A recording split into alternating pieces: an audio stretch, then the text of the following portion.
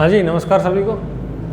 आज हम वर्णमाला को आगे भाग 5 लेके आए हैं, वर्णमाला का भाग 5, जिसमें हम चर्चा कर रहे हैं व्यंजनों की। किसकी भैया? व्यंजनों की चर्चा करेंगे आज। व्यंजन जो होते हैं वो कितने प्रकार के होते हैं और कौन से व्यंजन कंठ व्यंजन कहलाते हैं, कौन से तालु, कौन से मूर्धन, कौन से दंत, कौन से ओष्ठ, तो इस तरीके से देखेंगे। तो यहाँ उच्चारण से भी बहुत सारे क्वेश्चन बनते हैं। तो देखो, सबसे पहले हमें ये देखना है कि व्यंजन कहते किसे हैं। व्यंजन कहते किसे हैं?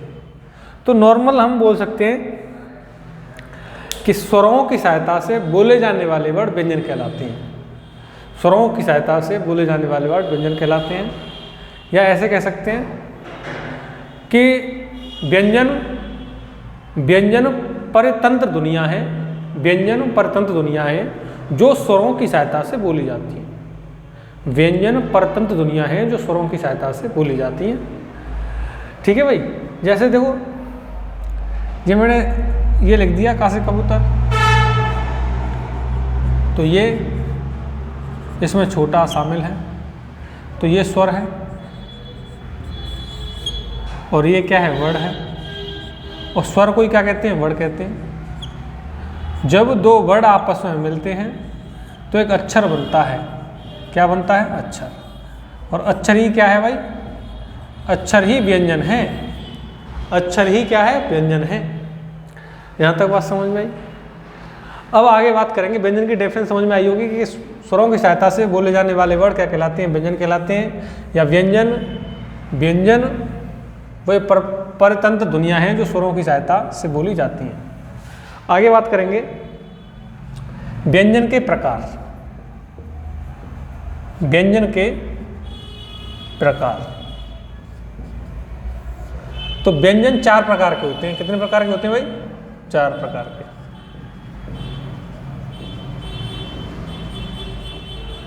और संस्कृत में देखेंगे तो संस्कृत में 3 प्रकार के व्यंजन होते हैं, पर वर्णमाला में, हिंदी में 4 प्रकार के। पहला होता है भाई स्पर्श व्यंजन।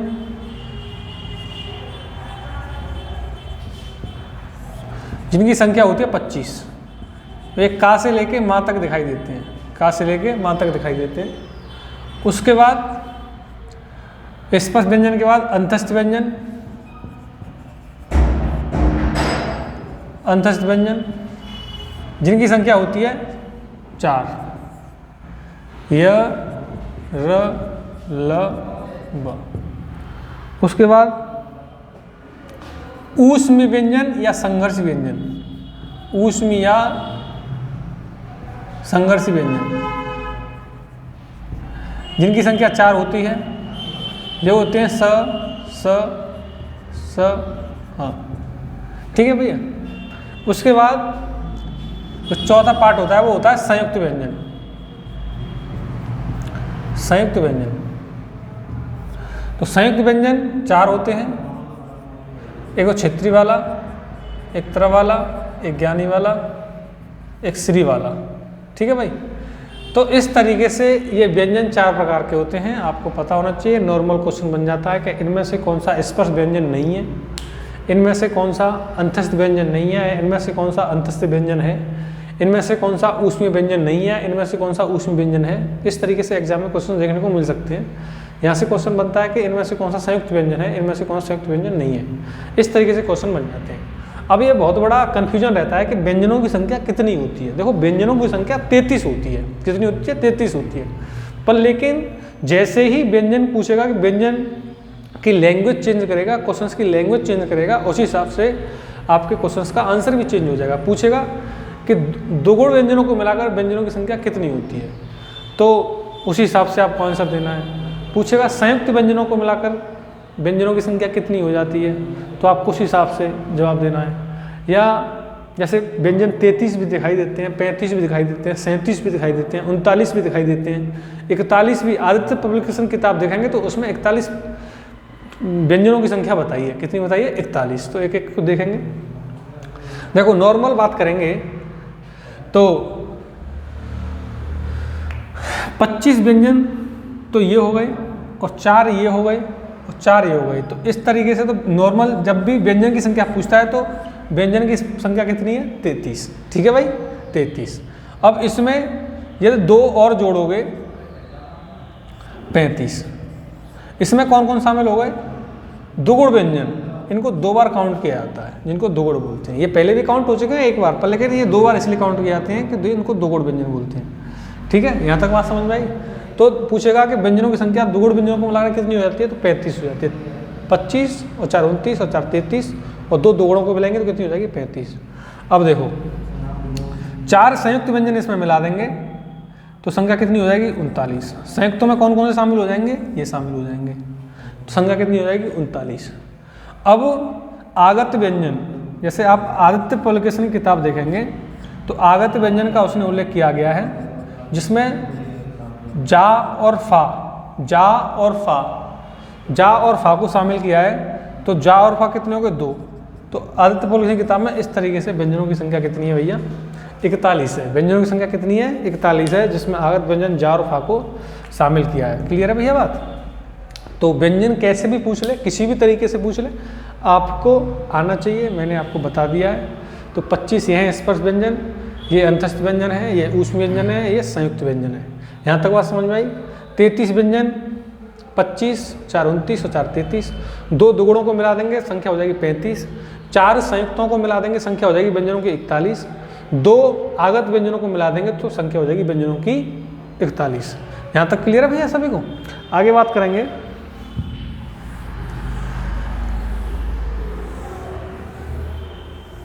अब देखेंगे स्पर्श व्यंजनों को। किसको भैया? स्पर्श व्यंजनों को।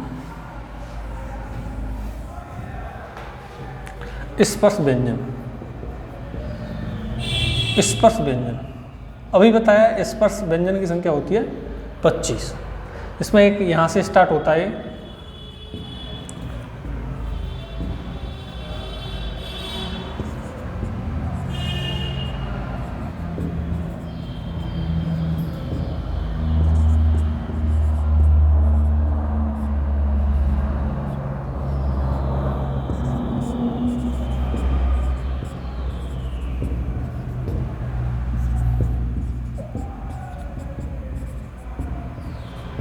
ठीक है भाई। ये हैं आपके 25 स्पर्श व्यंजन। ठीक है भाई, यहाँ से क्वेश्चन कैसे बनेंगे? देखो ये सारे वर्ग हैं, क्या ये वर्ग हैं? तो कैसे क्वेश्चन बनेगा? पूछेगा इनमें से कौन सा का वर्ग का व्यंजन नहीं है। तो का वर्ग में ये 5 आते हैं, कबूतर, खरगोश, गैया, घर, आंगन वाला। ठीक है भाई, तो एक का वर्ग में पूछ लेगा इनमें से कौन सा का वर्ग का व्यंजन नहीं है। तो ध्यान रखना, आपके ऐसे बन सकता है या ऐसे बन सकता है, इनमें से कौन सा चा वर्ग का व्यंजन नहीं है। ऐसे ही इनमें से कौन सा टा वर्ग का व्यंजन है, ऐसे ही इनमें से कौन सा ता वर्ग का व्यंजन है, इनमें से कौन सा ता वर्ग का व्यंजन नहीं है। तो ये ता वर्ग हो गया, ये पा वर्ग हो गया, ये टा वर्ग हो गया, ये चा वर्ग हो गया, ये का वर्ग हो गया। इस तरीके से एग्जाम में क्वेश्चन बनते आ रहे हैं लगातार। तो जब पूछेगा कि इनमें से कौन सा का वर्ग का व्यंजन नहीं है, तो 3 तो इसमें से होंगे और 1 इसमें से नहीं होगा। ऐसे ही पूछ लेगा इनमें से कौन सा पा वर्ग का व्यंजन है, तो 3 तो इसमें से होंगे और 1 इसमें से होगा और 3 इसमें से नहीं होंगे। बात समझ में आई? ऐसे ही पूछ लेगा इनमें से कौन सा टा वर्ग का व्यंजन है, तो 1 इसमें से होगा और 3 इसमें से नहीं होंगे। इस तरीके से एग्जाम में वर्ग से क्वेश्चन बनते हैं। उसके बाद देखो इन 5 का उच्चारण स्थान होता है कंठ, और इन 5 का होता है तालु, और इनका होता है मूर्धा, और इनका होता है दंत, और पावर्क का होता है होस्ट। क्या होता है? होस्ट। जिस तरीके से वर्ग से क्वेश्चन बनते हैं उस तरीके से ही आपसे इनके उच्चारण स्थान से भी क्वेश्चन पूछ सकता है। क्या पूछेगा कि था से थन का उच्चारण स्थान क्या है, तो दंत है। पूछेगा भा से भट्टी का उच्चारण स्थान क्या है, तो होस्ट है।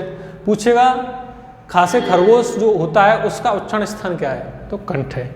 इस तरीके से एग्जाम में क्वेश्चन आते हैं। तो ये ध्यान रखना, ये का वर्ग हो गया और इसका उच्चारण स्थान क्या हो गया भाई, कंठ हो गया। इसका ये चा वर्ग हो गया, इसका उच्चारण स्थान क्या है, तालु।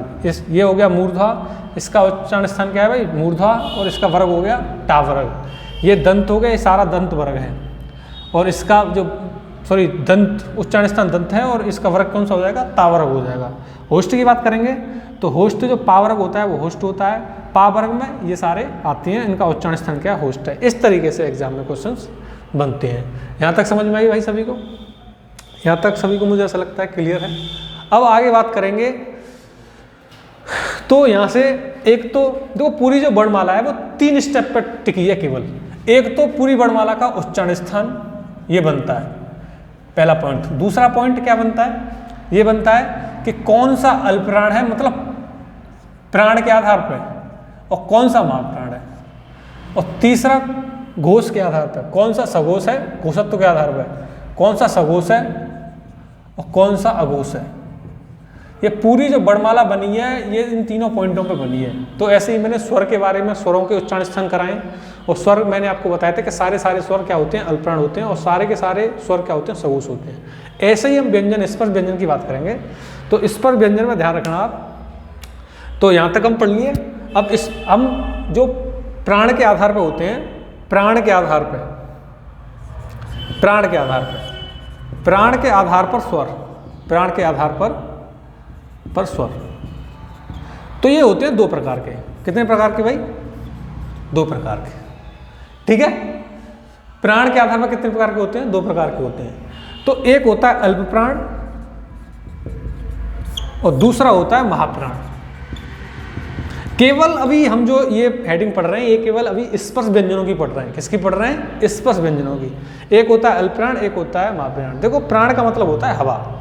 जिस अक्षर को बोलने में हवा ज़्यादा होगी उसे महाप्राण बोलेंगे, और जिसको बोलने में कम हवा निकलेगी मुंह से उसे बोलेंगे अल्पप्राण। तो ध्यान रखेंगे सबसे, प्रत्येक वर्ग का पहला, तीसरा, 5वां वर्ड अल्पप्राण व्यंजन कहलाता है। अल्पप्राण व्यंजन कहलाता है। पहला, तीसरा, 5वां मतलब ये प्रत्येक वर्ग का, कोई भी वर्ग हो सकता है, प्रत्येक वर्ग का पहला, तीसरा, 5वां। एग्जाम्पल जैसे